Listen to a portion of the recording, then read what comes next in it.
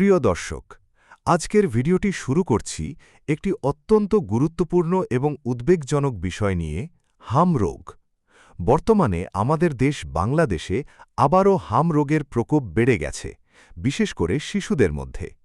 বিভিন্ন হাসপাতাল ও স্বাস্থ্যকেন্দ্রে দেখা যাচ্ছে অনেক শিশু এই রোগে আক্রান্ত হয়ে গুরুতর অবস্থায় পৌঁছে যাচ্ছে, এমনকি মৃত্যুর ঘটনাও ঘটছে। হাম কোনো সাধারণ জ্বর নয়, এটি একটি অত্যন্ত সংক্রামক ভাইরাসজনিত রোগ যা খুব দ্রুত একজন থেকে আরেকজনের শরীরে ছড়িয়ে পড়ে। বিশেষ করে যেসব শিশুদের টিকা দেওয়া হয়নি বা যাদের রোগ প্রতিরোধ ক্ষমতা কম, তারা সবচেয়ে বেশি ঝুঁকিতে থাকে। বিশ্ব স্বাস্থ্য সংস্থা অর্থাৎ ওয়ার্ল্ড হেলথ অর্গানাইজেশনের তথ্য অনুযায়ী হাম এখনও বিশ্বের অনেক দেশে শিশু মৃত্যুর একটি বড় কারণ। অথচ এই রোগ প্রতিরোধ করা সম্ভব শুধুমাত্র সময় মতো টিকা গ্রহণের মাধ্যমে।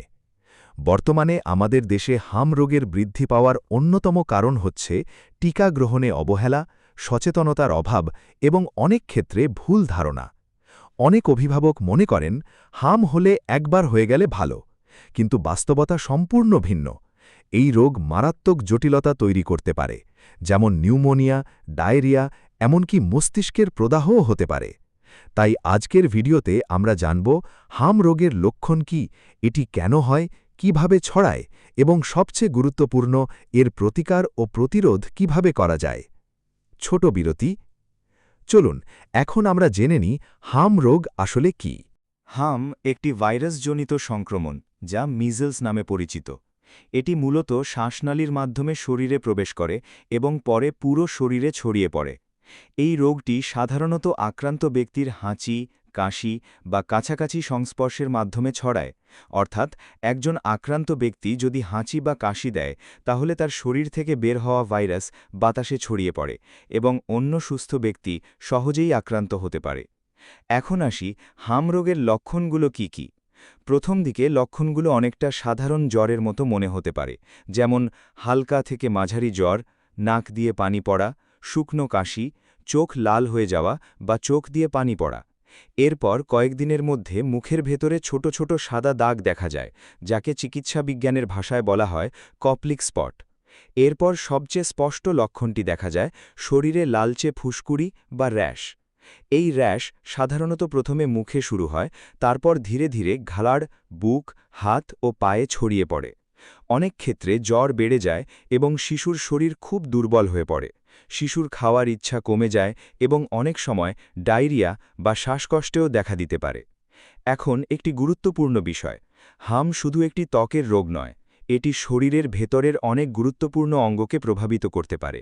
যেমন ফুসফুসে সংক্রমণ হয়ে নিউমোনিয়া হতে পারে, মস্তিষ্কে সংক্রমণ হয়ে এনসেফ্যালাইটিস হতে পারে, এমনকি দৃষ্টিশক্তিও ক্ষতিগ্রস্ত হতে পারে।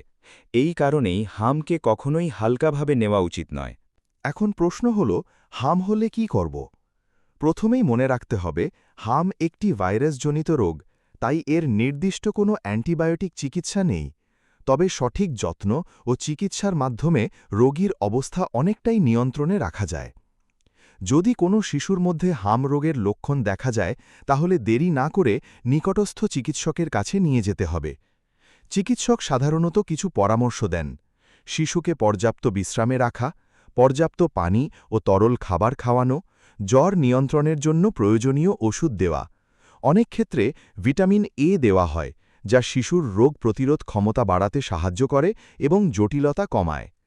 এখন আসি সবচেয়ে গুরুত্বপূর্ণ অংশে, প্রতিরোধ। হাম প্রতিরোধের সবচেয়ে কার্যকর উপায় হল টিকা। আমাদের দেশে সরকার নির্ধারিত সময়সূচি অনুযায়ী শিশুদের হাম প্রতিরোধক টিকা দেওয়া হয়।